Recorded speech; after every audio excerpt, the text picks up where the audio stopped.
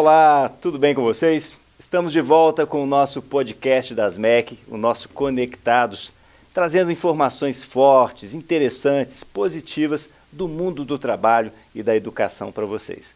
Comigo na bancada hoje, professora Andréia Ferreira, a nossa presidente, está sempre aí trazendo tudo de bom para você, que está na busca da qualificação profissional, da inserção no mundo do trabalho. A professora Andréia nos proporciona. Estamos muito felizes hoje porque estamos recebendo a visita de um parceiro, um companheiro das MEC, que, olha, não é de hoje que contribui com a gestão e com a realização dos nossos trabalhos. Nosso companheiro, deputado Luizinho de Alfenas, liderança aí do Partido dos Trabalhadores, que mais uma vez está nos visitando aqui.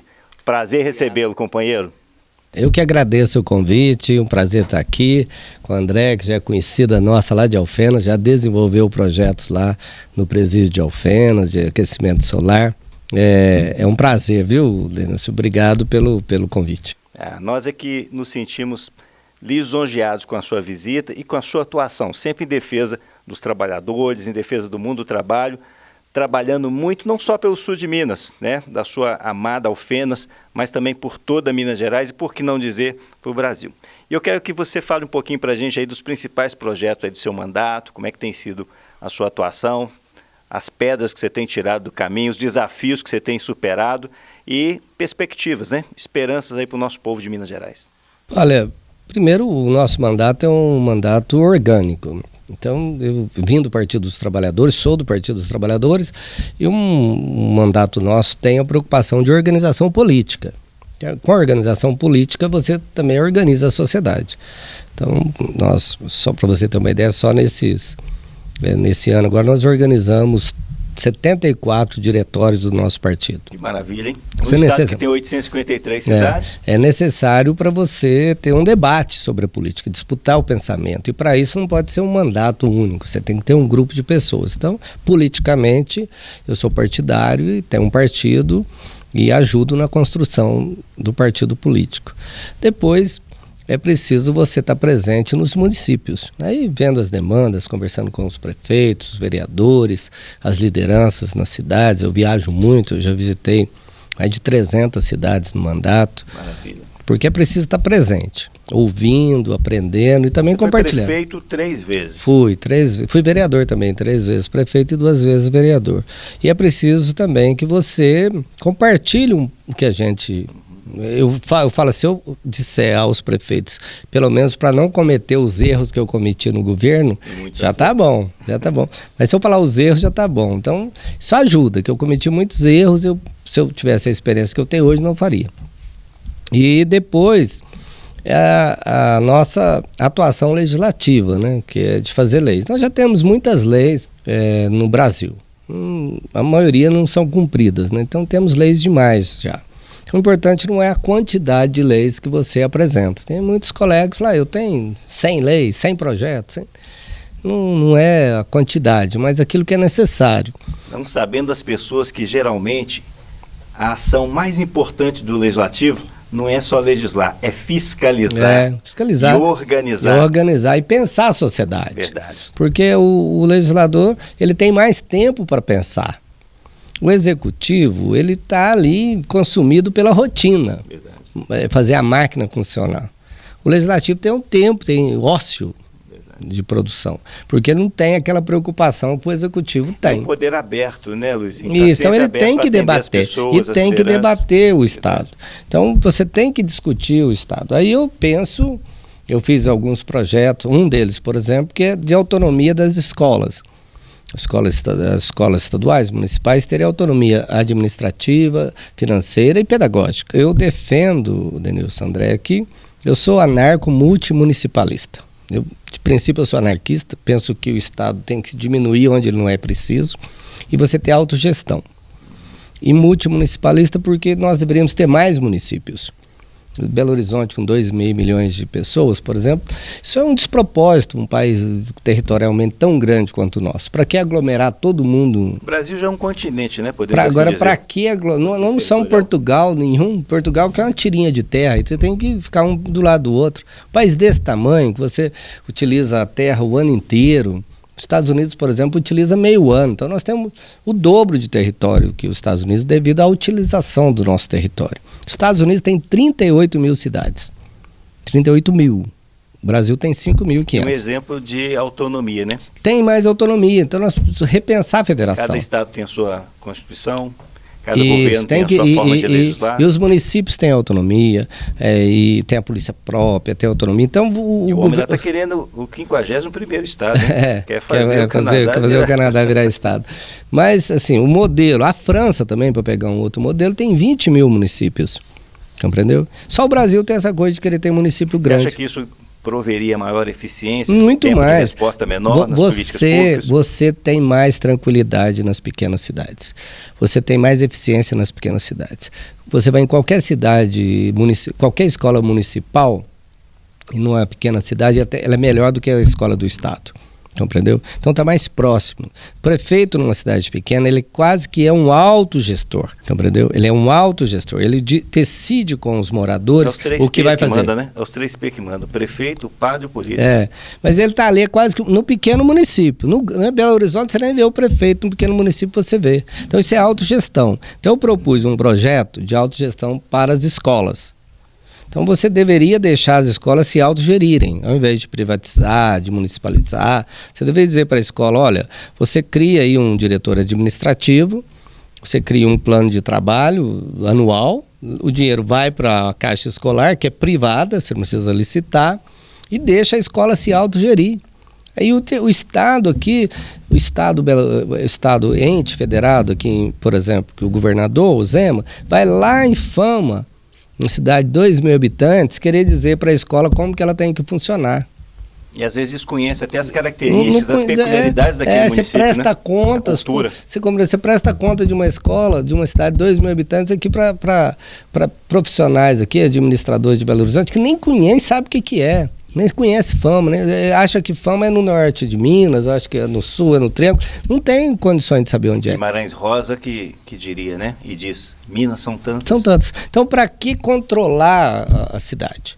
Então, tem que tirar esse controle. Isso é um pacto, repensar o pacto federativo. E eu penso isso também com o Estado.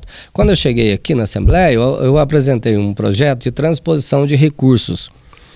E aí a experiência de ser prefeito. Você faz um convênio com uma prefeitura, Denilson, aí você não conseguiu executar o projeto. Dá um exemplo. Nós lá em Alfenas tínhamos um projeto, um convênio com o Estado, ampliar um PSF, Programa de Saúde da Família, no bairro Gaspar Lopes.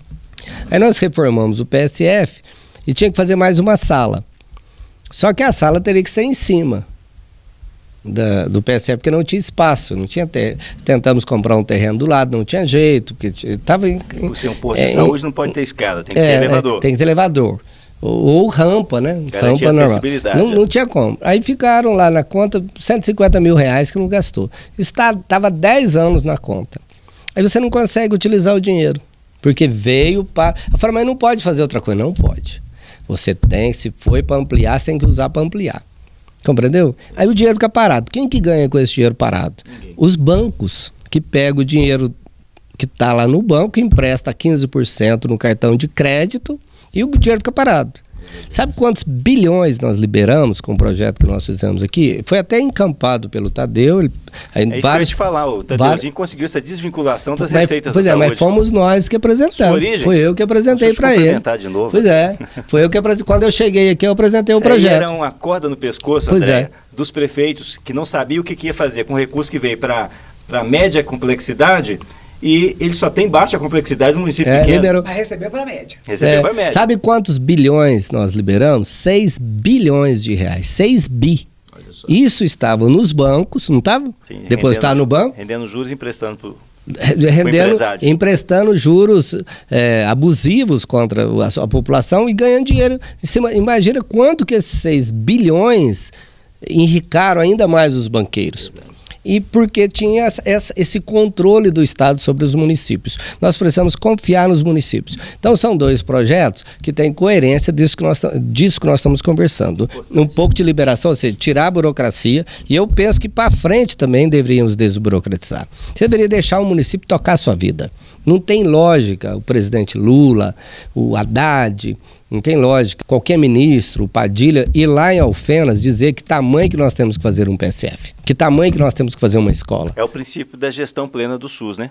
O município que tem gestão plena, ele tem autonomia para poder aplicar na forma da sua necessidade. Por isso, nós temos que repensar a federação. E isso que dois projetos nessa linha que nós apresentamos aqui. Eu apresentei outros projetos, claro, projetos de outras áreas, mas esses dois têm a ver com o que eu penso, que é desburocratizar a vida do Estado e tirar o controle do governo federal, do governo do Estado sobre os municípios. Então nós deveríamos ter mais autonomia aos municípios, nesse caso as escolas também serem autônomas, poderem ter inclusive autonomia pedagógica, podendo fazer processo seletivo para professor escola por escola, ao invés de ser do Estado. O Estado dê o recurso e deixa o povo cuidar do dinheiro. Isso dá mais transparência, dá mais, o dinheiro público fica mais honestamente aplicado, porque você ter desvio de dinheiro, comprar 10 cadeiras é muito difícil, 10 computadores. E tem toda a dificuldade dos processos licitatórios. Agora, né? Se você compra 100 mil cadeiras, pode saber que eles estão interessados em ter desvio, porque se desviar 10% lá, ninguém vê. No município pequeno, o desvio de dinheiro é muito difícil. Porque se qualquer real que falte ali vai ser percebido. Se o prefeito da cidade pequena comprar uma bicicleta nova, todo mundo vai querer saber de onde que ele tirou o dinheiro. Tem Câmara, e tem Tribunal de Contas. E tem o picolezeiro, tem o padre, tem todo mundo que te fiscaliza na cidade pequena. Então por isso que eu sou municipalista e tem esses dois projetos que eu pensei nessa linha que nós apresentamos, estão caminhando. Um foi aprovado, encampado pelo Tadeu, outros deputados assinaram, inclusive eu. E o outro é que está caminhando, deve passar na Comissão de Legislação e Justiça um substitutivo de autonomia das escolas, agora terça-feira, hoje é terça, na próxima terça, e aí nós vamos caminhar, lutar por ele lá. Coisa boa. Professora Andréia, autonomia das escolas, projeto interessante, né? Interessantíssimo. Agora, eu primeiro tenho que parabenizar, porque conheci enquanto prefeito e, assim, me deu total liberdade e autonomia para trabalhar no presídio de Alfenas. Eu tive o apoio da prefeitura. Lá a gente teve várias coisas que passaram pela prefeitura. E foi, na época, o prefeito Luizinho que nos ajudou. Fizemos um barracão enorme lá, né? Foi. R$1 milhão. Foi, teve um canteiro, foi muito bom. E, inclusive, nós tiramos uma condição desumana do presídio de Alfenas, que foi o banho frio. Sim. As pessoas não sabem, André, mas Alfenas está no sul de Minas. Num tempo igual a esse, finalzinho de maio, começo de junho, baixa de zero. Baixa de zero. Quem está na rua sofre, quem está tomando banho frio, imagina se cai gota de gelo, né, André? E a gente fez mais do que isso. A gente ensinou para os presos a fazerem os seus boilers, fazer o seu sistema de aquecimento de água por energia solar. Montamos isso e o presídio ficou com essa capacidade, zerou banho gelado. E isso tudo na gestão do então prefeito Luizinho. Parabéns, hein, prefeito? Aí agora ele me fala de autonomia das escolas. Eu falo assim, gente, eu tenho que votar nesse homem, não tem jeito. Porque realmente, se as escolas têm essa autonomia, elas fazem o que a gente conversava lá. Elas vão trazer um conhecimento que é o conhecimento para a vida, que a pessoa precisa para a vida. E aí eu te falo, a gente não tem coisa que a gente precisava de saber, né? A não ser que você vá para uma profissão específica. E quando você pega uma lei de diretrizes e bases da educação que vem com tudo encaixadinho, você evade a pessoa. Porque a pessoa não tem aquela inteligência matemática, por exemplo, e tem uma inteligência para comunicação, para as línguas, por exemplo. E aí ela evade por quê? Porque ela não dá conta da matemática. Numa escola autônoma, inclusive no seu currículo escolar, essa pessoa, com certeza, vai poder sobressair naquilo que ela sabe. Então, sou Luizinho Futebol Clube. Coisa boa. Mas, André, tem uma questão interessante. Eu gosto de dar exemplos práticos. Meu filho tomou bomba no ensino médio no primeiro ano. E aí fui lá na escola, tomou bomba por 0,25 décimos. Eu falei, diretora, mas como que uma criança toma bomba de 0,25 décimos, assim, para lá e para cá? Quer dizer, como que... Quer dizer, mais um pouquinho passava, mais 25, você fica um ano por conta. Não tem lógica. 0,25. Não tem lógica, entendeu? Não tem. E outra coisa, que não tem um equilíbrio, por exemplo, igual você falou, André. E aí, você deveria ter... valorizar as notas das matérias de acordo com a sua vocação. Se a pessoa ela é vocacionada para pintura, artes, por exemplo, a nota de artes dela deveria ser mais... um peso diferente a hora que ela for tomar, a hora que ela for passar de ano. Por exemplo, meu menino nunca gostou de química, de matemática. Um curso público unificado do governo federal valoriza isso, a aptidão e a inclinação que cada um tem então, na prova. O peso. Então, por exemplo, mas meu menino gosta de história, gosta de geografia. Então, se ele tem vocação para isso, deveria optar, falar, olha, a tua nota de geografia, de história, vai pesar mais do que a de química e de física. Sim. Aí você não gosta de química, não gosta de física, aí você toma a bomba por conta de uma matéria que você nunca vai usar na vida. E o cérebro humano, o que gasta mais energia no corpo é o cérebro humano. 1/3 da energia que você gasta, porque ele funciona 24 horas por dia. E ele funciona 24 horas. Então, como a gente evoluiu, né, desde que nós descemos das árvores, evoluímos 7 milhões de anos, havia escassez, né? Então, você caçava quando tinha caça, pescava ou coletava, né? Ia no shopping, fazia churrasco ou pescava. Essa era a nossa vida, não tinha trabalho, né? Tinha organização do trabalho. Mas podia faltar. Então você economizava energia. Então o cérebro economiza energia naquilo que não é necessário. Por isso que quando chove você tem sono, porque você não pode caçar instintivamente. Nós paramos há 10 mil anos na Mesopotâmia só, né, entre os rios Eufrates e Tigre, né? Crescente fértil, onde é o Iraque hoje. Isso é um poço de conhecimento. Há 10 mil anos. Eu aprendo muito quando eu estou aqui com o Luizinho. Mas eu estou dizendo... Professor de história, mas da vida. Mas estou dizendo porque, olha para você ver. Se você ensina uma coisa que a pessoa não precisa usar, o cérebro deleta. Deleta, porque ele não pode gastar energia com aquilo. Então você faz uma prova de química, estuda, você gastou energia desnecessariamente. Você faz a prova, no momento seguinte o teu cérebro deleta aquilo. Porque o teu cérebro está dizendo, eu não vou utilizar essas fórmulas de química. Tanto que se eu perguntar para qualquer pessoa aqui que está nesse estúdio, mandar fazer uma fórmula de química, duvido que a pessoa vai saber, que é o que ela aprendeu no ensino médio atrás. Não vai, porque o cérebro deleta. Poda neural. Precisa de espaço para colocar ele precisa para aquilo que ele precisa. Nosso HD não cabe tanta... porque senão você tem que gastar muita energia. E instintivamente você economiza energia. Então, para que você vai ensinar essas coisas? Então, eu deveria ter, por exemplo, se eu pudesse, eu faria peso nas notas do ensino médio. Olha, você pode optar. Não, eu gostava muito de história, eu gostava muito de geografia. Então, por exemplo, a nota de geografia minha história e geografia podia pesar 50% para eu passar de ano.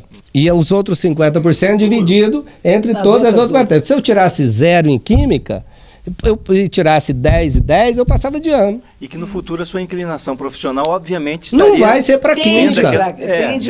Não vai ser para química, não vai ser para física. Então você tinha que ter noção de física, noção de química, noção de matemática.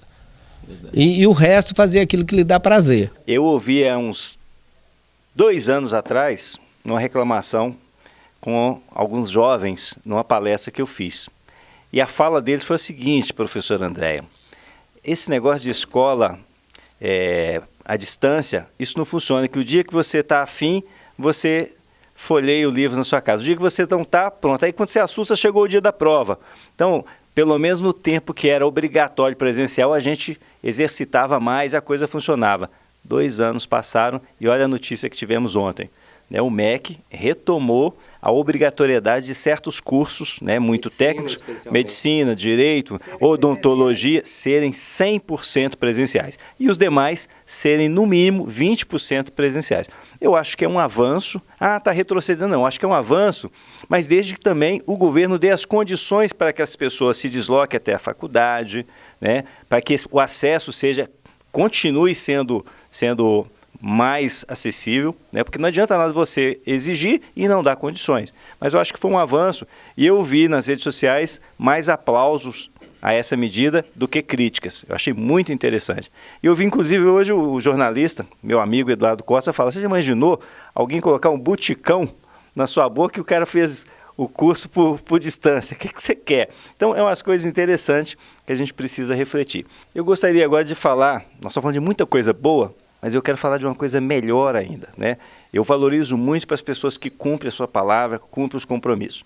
Eu fiz uma visita na Assembleia Legislativa há um tempo atrás e conversando com o Luizinho, né, falando dos problemas que a minha cidade, que a nossa amada Santa Luzia tinha, que era o córrego principal deles, o córrego da Feirinha da Savassi, porque eu vi um projeto bonito que o Luizinho fez lá em Alfenas de revitalização de mata ciliar e dos córregos, sem precisar encaixotar, fazer um canhão hidráulico, semelhante ao de Santa Luzia. Santa Luzia, 600 e poucos metros, né?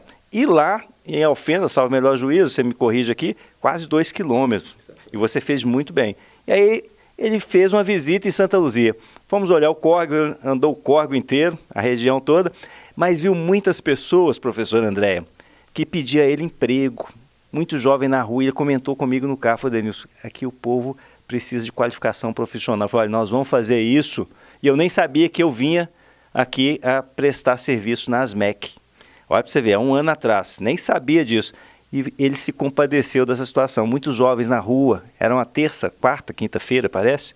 Muita gente na rua e muitos jovens sem ter o que fazer. E aí, venho para a ASMEC, encontro com o Luizinho de novo.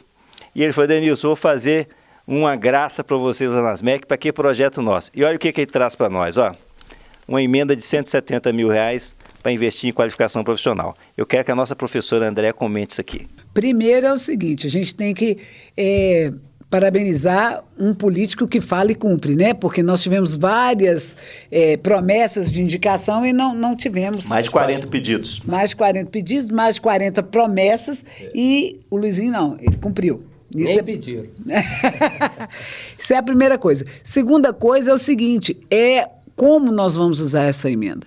Nós vamos tentar, e vamos conseguir, desenvolver habilidades nas pessoas, que são habilidades de gestão, habilidades básicas de convívio, habilidades socioemocionais e, principalmente, habilidades empreendedoras. Então, eles vão aprender uma ocupação e eles vão aprender a empreender com isso. Nós estamos num mundo que eu outro dia li isso no Instagram, que agora xingamento é falar: você é CLT, cara.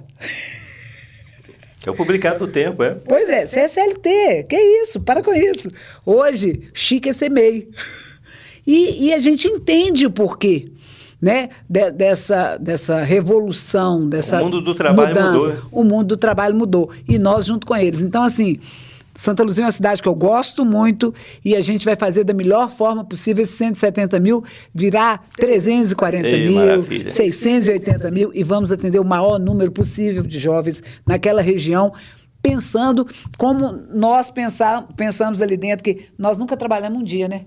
Porque a gente gosta do que a gente faz. Aí não é trabalho. Não Segundo é os trabalho. gregos, é praxis grega. Nós vamos aprender, vamos fazer com que essas pessoas tenham o tesão de fazer praxis grega. Que maravilha. Que não é trabalho. E aí, Não é deputado, trabalho. comenta aí para nós. Manda um recado pro povo de Santa Luzia. Você disse que vai focar mais lá no Palmital, que é um bairro que eu já estive lá, discutindo as questões da regularização fundiária.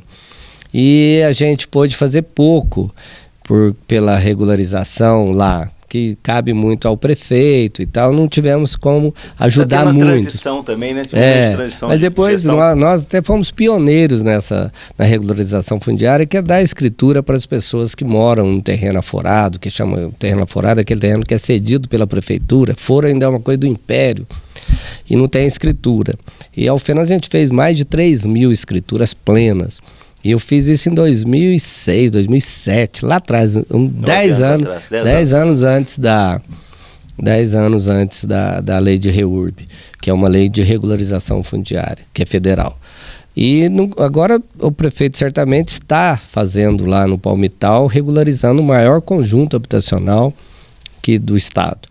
E aí como eu fui lá, conversei com as pessoas, e aí a gente também tem um foco lá. Um abraço pra Marlúcia da Feira, sua fã lá. Lá. Então você fala, ó, eu não pude ajudar na escrituração, mas nós estamos agora que eu tenho um mandato, na época eu não tinha, eu vim aqui quando eu era prefeito, com o Mota, conversamos lá.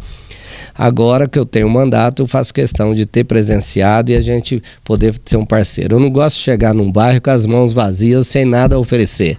Né? Saliva a gente já tem, o povo tá cansado. A gente tem que chegar com alguma coisa prática. Você tem um gabinete diferenciado, tá? Deixa aqui um abraço pro Mota, pra Viviane. A turma lá é boa. Pra todos os seus colaboradores lá, porque eles fazem esse plantel importante. E aí eu vou chegar lá no Palmital, eu falo, não vim aqui com as mãos vazias. Porque de mãos vazias o povo... Já tá cansado. O povo tá cheio, cansado de ouvir, né? Nós vamos ser mais práticos e executar as leis que a gente tem. Nós já temos memória, André, do que é preciso fazer no Brasil. Não precisa ninguém ficar trazendo soluções mirabolantes, não. Faça o que é necessário fazer, gente. Tem que regularizar, regulariza. Tem que fazer escola, faz escola. Tem que profissionalizar, profissionaliza. O negócio é executar. História de vontade política e coragem política. Coragem para fazer. Né? Então nós temos coragem, vamos fazer. E quero mandar um abraço lá para a Cida do Palmital, lá da feira. Vou lá visitá-la, agora sim podendo dizer, olha, não estou vindo aqui só tomar um cafezinho, não. Nós viemos aqui trazer um pouco de ajuda, que esses 170 mil irão virar aulas de empreendedorismo, de culinária, de gestão, do Enseja, que é aquela prova, a gente pode misturar isso também com o Enseja, aquelas pessoas depois a gente ajudar elas a fazer o Enseja, quem não tiver ensino médio é só a gente achar o Instituto Federal, uma escola, a gente mesmo ajuda, faz a propaganda, quando for a prova vai lá e faz, entendeu? A gente pode ligar tudo com o Enseja. Podemos linkar tudo. Tudo que você fizer de curso, se não tiver ensino médio, a gente já orienta as pessoas a estudarem em casa e fazer a prova que você tem um passaporte para o emprego. O deputado estava conversando comigo aqui, na coxia, na arte que a gente faz aqui, de um projeto que tem tudo a ver com essas pessoas que estão na busca da qualificação, mas que às vezes é muito longo o prazo para chegar até o diploma. E principalmente aquele que está com a sua liberdade restrita, né? Tá privado da liberdade, ou que está recém-saído, o egresso. E ele deu uma luz aqui no fim do túnel, que é o projeto Ágora. Comenta um pouquinho disso para nós. Exatamente isso que a gente comentou aqui. Você não precisa ensinar tanto conteúdo para esse jovem, essa pessoa que quer o mercado de trabalho. O diploma, ele é um diploma, ele, como eu disse, ele exclui as pessoas. Então você não tem um diploma de ensino médio, você está fora do mercado de trabalho. Então ele é seletivo, então você deixa um monte de gente à margem. Então se você dá o Enseja, que é uma prova que você faz uma vez por ano, e se você tirar a média, você tem o diploma, e ninguém vai perguntar se você tirou o diploma do Enseja ou do ensino regular, você tendo esse diploma, você pode ir para o mercado de trabalho. E você será um trabalhador tão bom quanto aquele que fez o ensino médio. Compreendeu? E está qualificado. E está qualificado. Às vezes ele não está qualificado, aí você qualifica ele. Mas ele tendo o diploma, você deu o passaporte. Se ele não tiver o diploma, ele está excluído. Ele está excluído da vida. Agora ele não vai aguentar ficar 2 anos numa sala de aula para aprender, até porque ele precisa trabalhar. Então você deu o diploma, ele libera ele para o trabalho. O Ágora visa essa liberação. Liberar. É o passaporte para ele ir para o trabalho. E não precisa ele ficar 2, 3 anos no ensino médio ou numa sala de aula. Eu vou voltar aqui para fechar, para encerrar, igual eu falei do meu menino. Meu menino tomou bomba no ensino no primeiro ano e não quis voltar à escola, porque fica fora da idade, fica com... Traumatiza. Aí ele não estudou.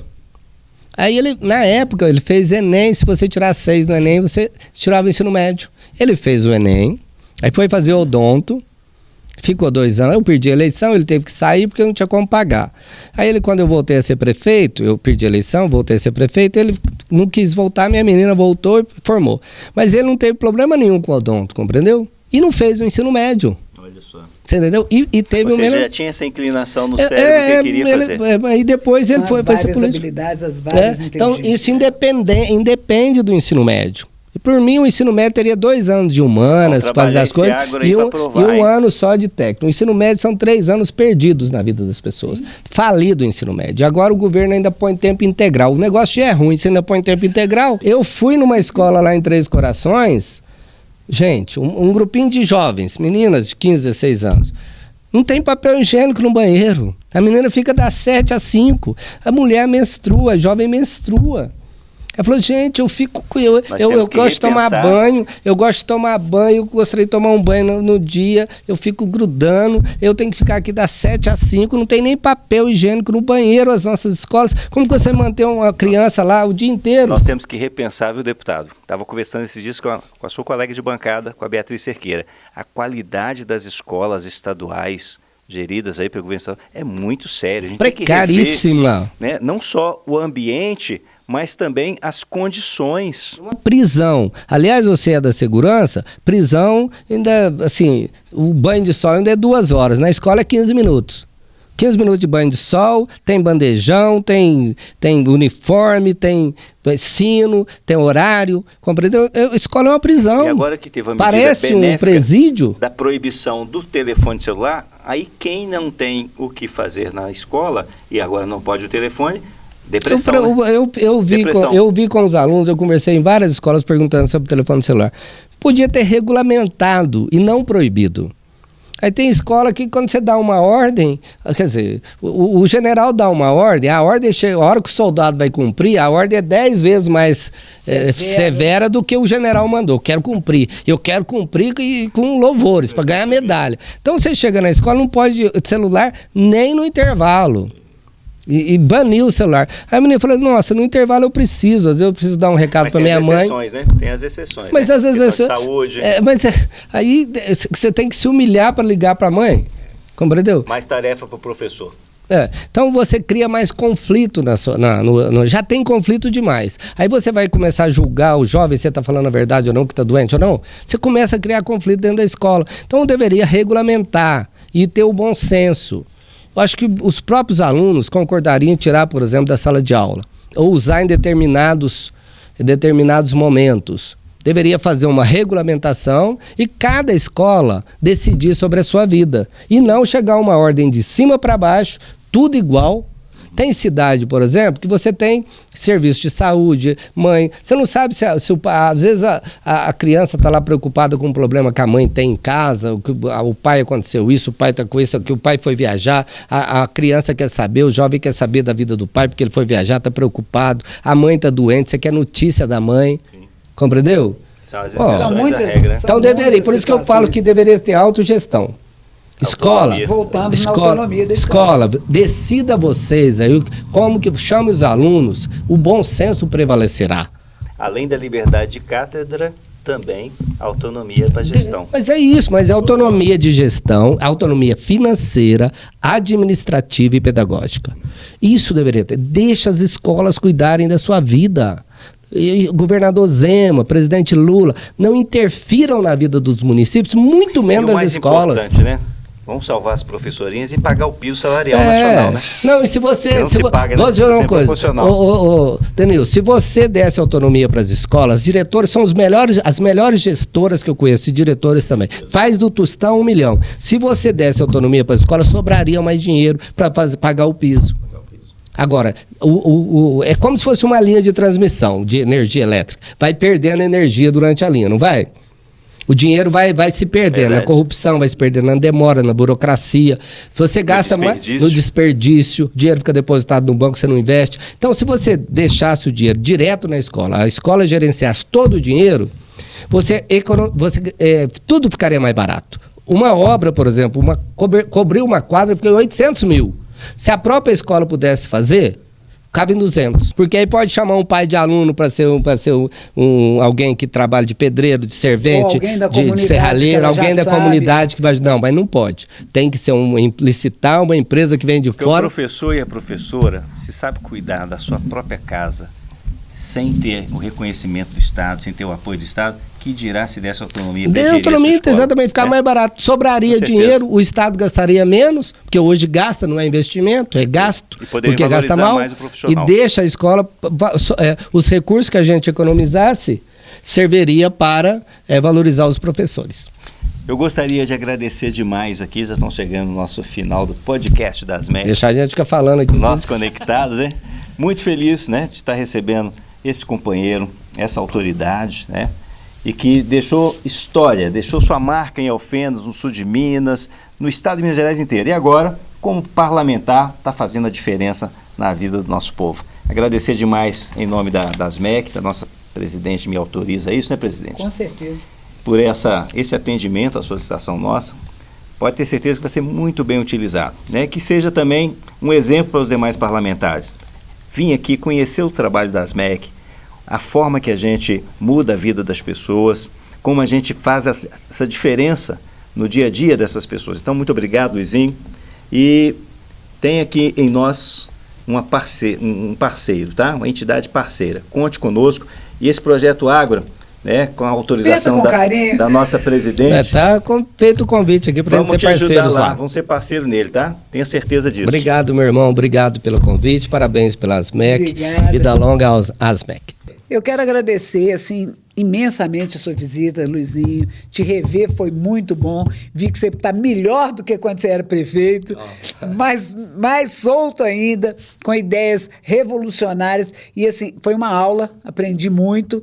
Quero agradecer ao Mota, que... Já falei, né? Desde os 300 anos de Zumbi, nós estamos aí juntos. A Viviane, toda a sua equipe, tá? E eu tenho certeza que nós vamos caminhar mais junto, né? Vamos caminhar mais junto, tá, Vivi? Vamos fazer uma ASMEC multidisciplinar, multiétnica e vamos fazer uma coisa bonita para o nosso estado. Agradecer os repórteres aí também. Mas como é equipe de comunicação. Sempre. Pepe Chileno. E Ives. Isso. Ô, gente, nós vamos ficando por aqui. Beijo no seu coração e olha, não esqueça de fazer o CCC.